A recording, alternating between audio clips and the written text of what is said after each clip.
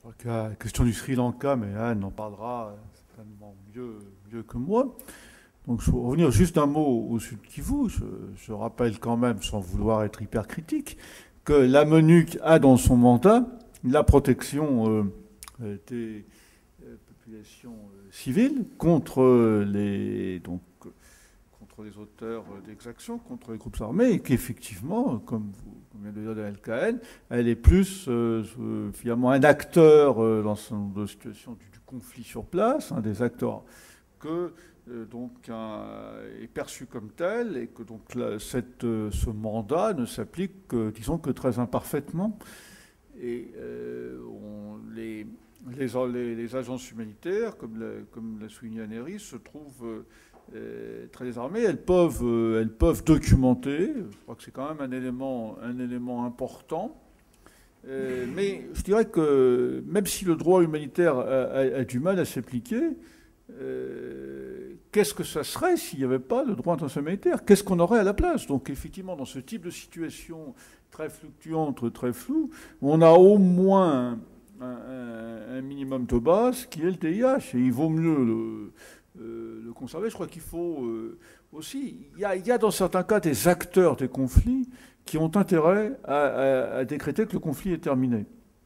Et ils ont intérêt à, je dirais, une sorte de communication, de propagande de ce point de vue, à laquelle il ne faut pas obligatoirement se laisser prendre. Je ne sais pas si tu as d'autres questions, d'autres exemples que tu souhaites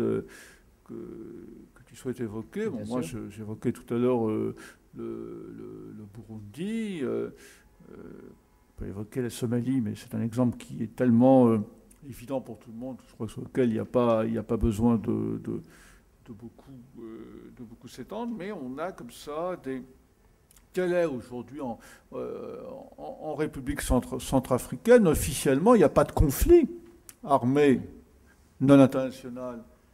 L'État centrafricain, enfin, sauf depuis quelques jours avec un groupe qui s'est déclaré comme un groupe opposant, un groupe armé, mais en République centrafricaine, sur une bonne partie du pays, ce sont des groupes armés venant des pays voisins qui agissent et qui commettent des atrocités sur la population.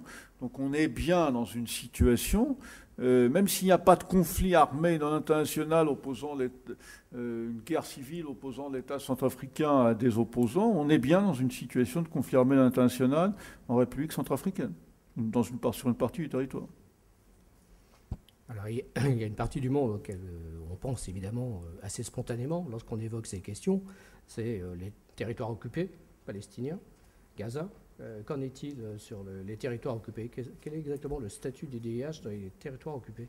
Alors là, on est dans une catégorie un peu particulière de règles de droit international humanitaire, et c'est toute la sphère de la réglementation des situations d'occupation.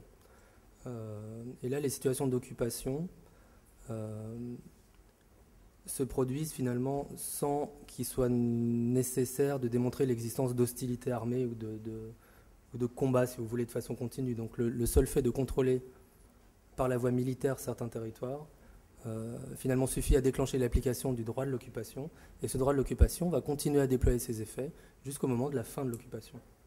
Donc je dirais là, dans le cadre des territoires occupés par Israël, on est dans un cas de figure qui est finalement relativement simple juridiquement.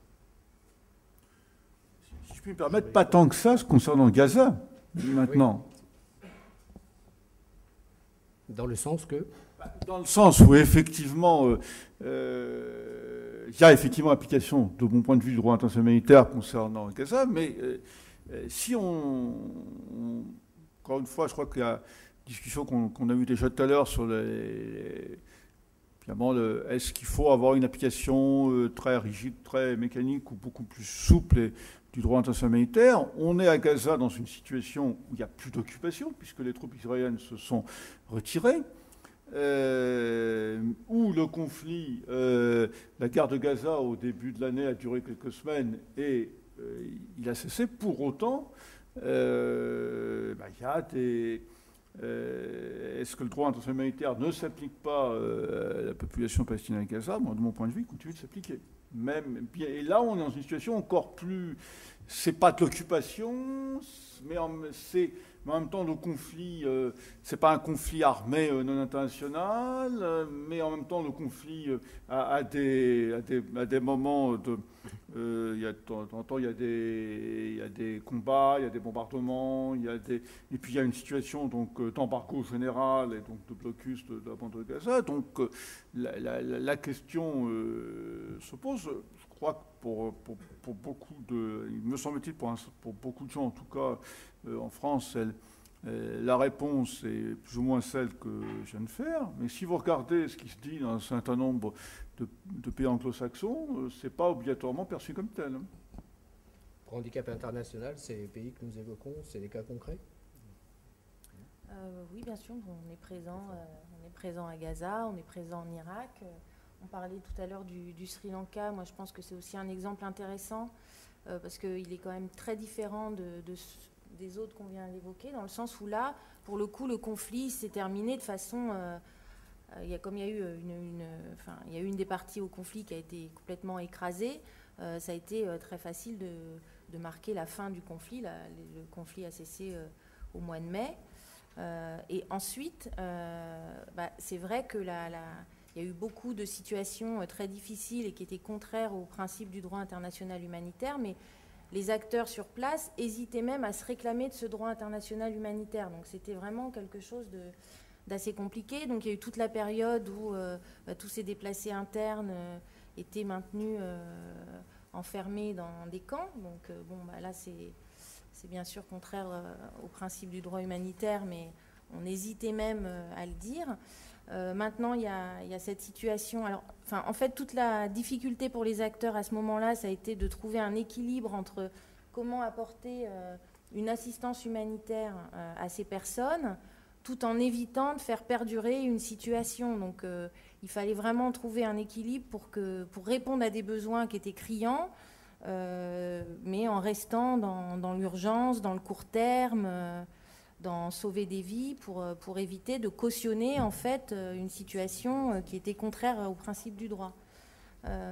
Là aujourd'hui effectivement les choses semblent s'arranger puisque les camps ont été ouverts, il y a toutes ces annonces de retour. C'est vrai qu'il y a beaucoup de réfugiés qui ont quitté les camps, mais maintenant aujourd'hui on ne peut pas non plus dire qu'on est dans une situation qui est en conformité normale, en conformité avec tous les principes du droit international humanitaire, puisque toutes ces populations, elles sont loin encore d'être complètement retournées chez elles. Donc déjà, il y a toute une partie de ces personnes qui, en fait, sont retournées dans les districts d'origine, mais sont toujours soit dans des familles d'accueil, soit dans des camps ouverts, et donc qui ont encore besoin d'une assistance humanitaire, puisque pour elles, la vie n'est pas retournée à la normale.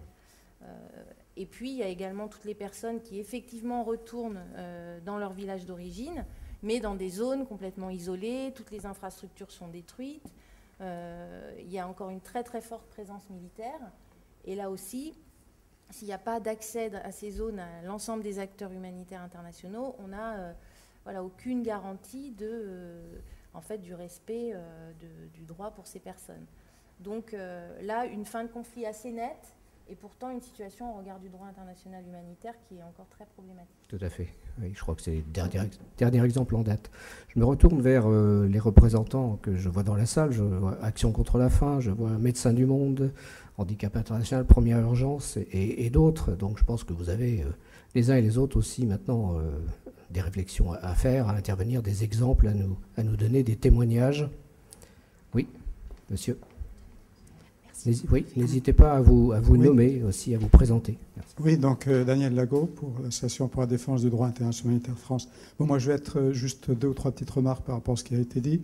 Alors d'abord, à propos de Gaza, il y a un point juridique qui n'est pas très clair. Je ne suis pas sûr de ce qu'en pense donc M. Rittmann. C'est est-ce que le rapport Goldstone a estimé que Gaza était territoire sous occupation au pouvoir d'Israël, dans la mesure où même si Israël avait quitté ce territoire, Israël contrôlait essentiellement toute la vie de ce territoire en contrôlant les accès, etc. etc. Donc c'est une question juridique qui est intéressante. Éventuellement, M. Rittmann l'a évoqué, mais enfin d'une manière qui me paraissait qui me paraît un peu indiscutée.